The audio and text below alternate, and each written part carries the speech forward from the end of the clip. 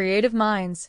Welcome back to Design Tales, your weekly podcast where we unravel the wisdom from the best design books out there. Get ready to spice up your commute, gym session, or dishwashing routine with some juicy insights from a book that every designer needs on their shelf. Articulating Design Decisions by Tom Greever. Picture this. You've spent days perfecting your design. You present it and the client or your boss hits you with, I don't get it. Can we make it pop more? Yep, today, we're tackling that oh-so-relatable challenge, convincing non-designers why you've chosen that button color or layout. So, buckle up, because Tom Greever is here to save us all from those conversations where make it pop is somehow the focal point of feedback. Let's dive in. Alright, so first off, what's this book all about? Tom Greever's Articulating Design Decisions isn't just a handbook, it's the designer's survival kit for effective communication. The gist? It's about how we, as designers, can bridge that sometimes uncomfortably wide gap between what we know and what stakeholders understand. Because, let's face it, there's always that one meeting where someone casually asks, "But why isn't it blue?"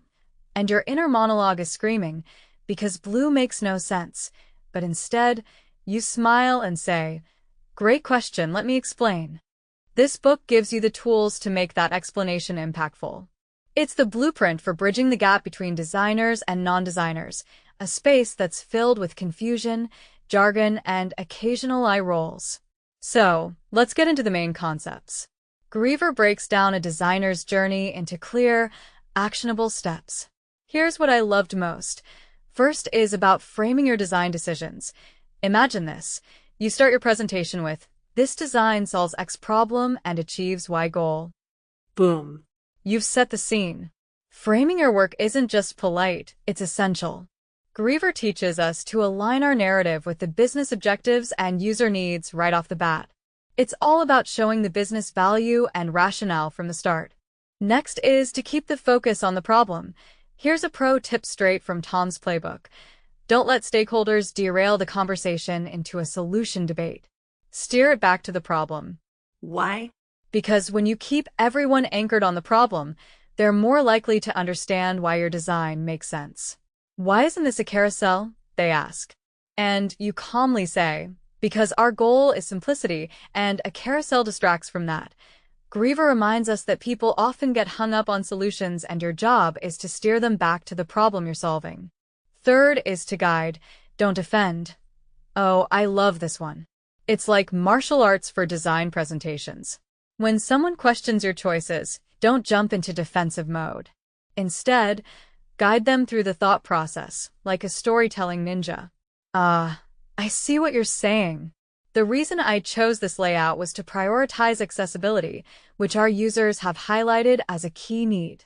Another one is to ask questions and stay curious. Listen, we designers can get defensive.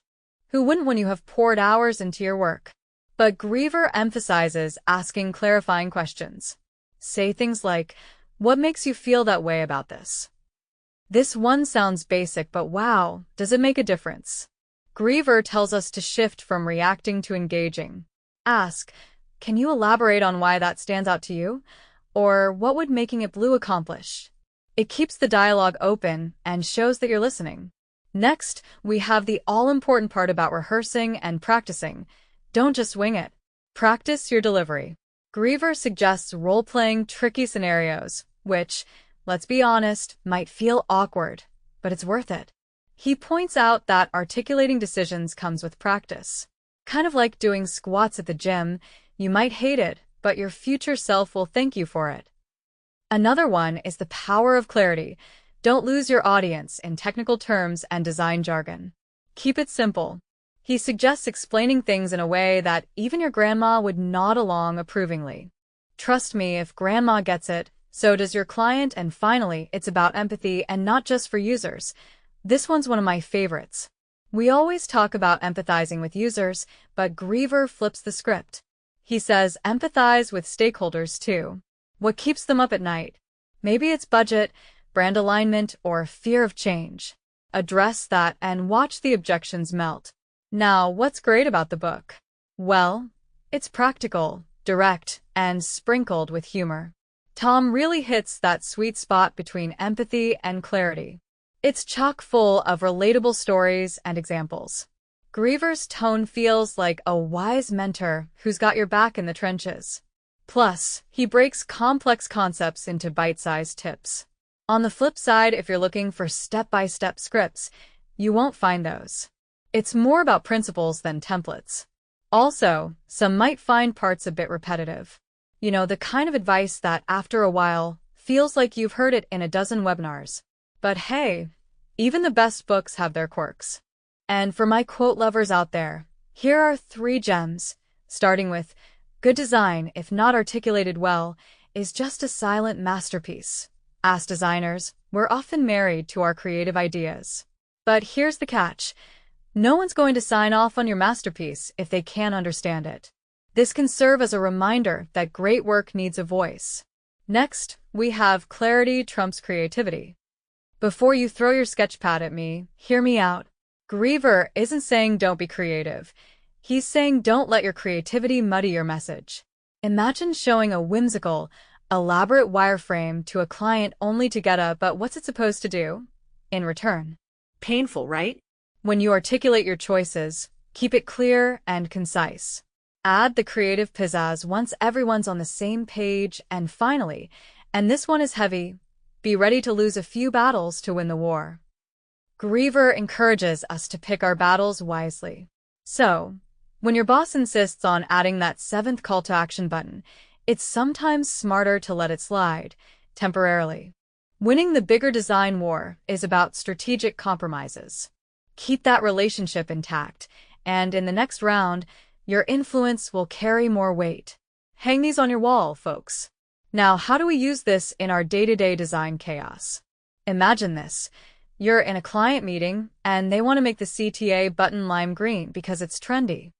Instead of going full eye roll, you'd apply Greaver's principles. Frame it like, "I understand why you'd think lime green could work.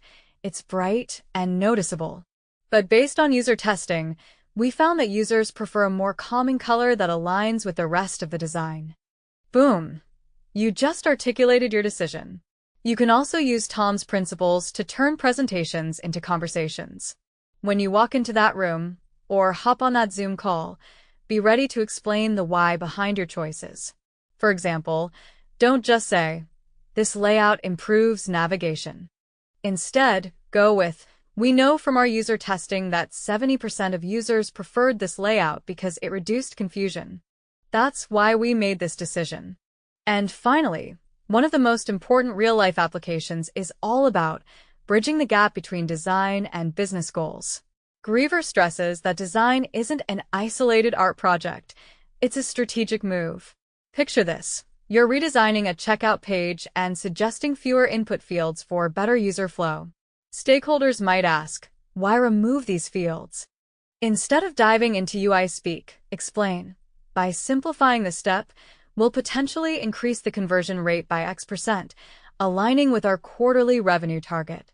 This approach not only justifies your design decision, but also makes stakeholders see you as someone who's invested in the company's success and not just interested in pixel perfection. So if you're a UX or a service designer presenting to a non-technical board, Greaver strategies can be a game changer. To sum it up, articulating design decisions is that book you didn't know you desperately needed. It equips you to talk about your work with confidence so you don't walk out of meetings muttering, "Why did I even bother?" Whether you're a junior designer or a seasoned pro, Greaver's advice helps you keep your cool and your credibility intact. All right, design aficionados, that's all for today on Design Tales. If you found today's insights helpful, hit that subscribe and follow button and tune in next week for more design revelations. Until then, keep designing, keep explaining, and remember, design isn't just what you create, it's how you talk about what you create. Catch you next time.